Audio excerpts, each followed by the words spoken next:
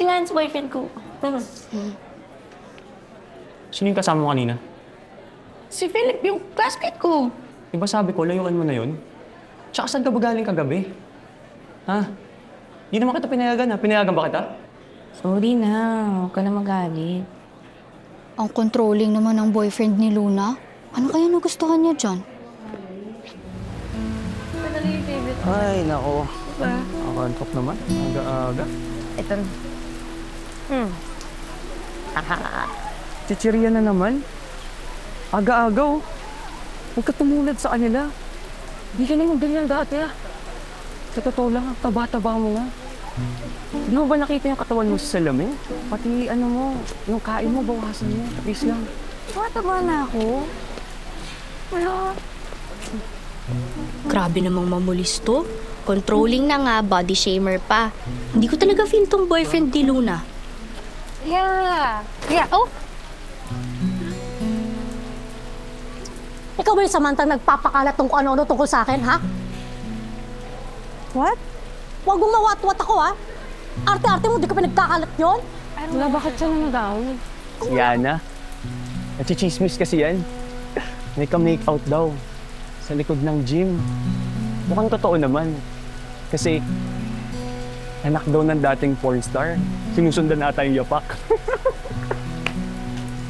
Nakakatawa dun. Ano? Hello. Buti ka nagre-reply. Nagre-research kami. Re-research? Parang nagchichismisan lang naman kayo. Naalala ko nga pala. Si Yana, naalala mo yan, babe? Yung sinasabi ko dati, nahuli na naman na may kahalikan sa fire exit. Pinagchichismisan siya kanina. Tapos, sinampal siya nung girlfriend nung kahalikan niya. Oo, kawawa naman. Napakalandi niya talaga, no? Palibasa, anak ng Bolster. Uy, sama yun ah. Bakit ba ang init ng dugo nito kay Yana? Sama ng tingin mo, kanina ka pa nakatingin ah.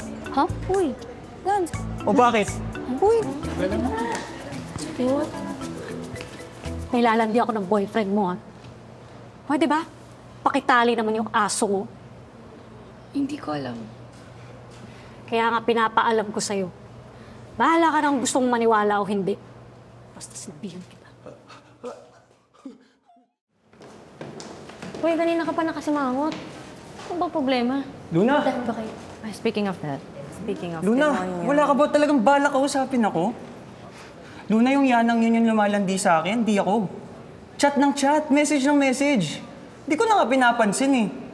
Come on, 2 years na tayo, Luna. Ngayon pa ba kita lulukuhin? Don't tell me, mas naniniwala ka dun kaysa sa akin. Sabi ni Yana, inimbita mo daw siyang pumunta sa bahay niya. Ha? Naniwala ka naman. Niwala nga akong pinapapunta sa bahay eh. Siya pa kaya? Alam mo, trip na trip lang talaga ako ng babaeng yun. Kaya ginagawa niya lahat para masira yung kung ano sa atin. Ano nakakatawa? Wala. Uy, ano nakakatawa?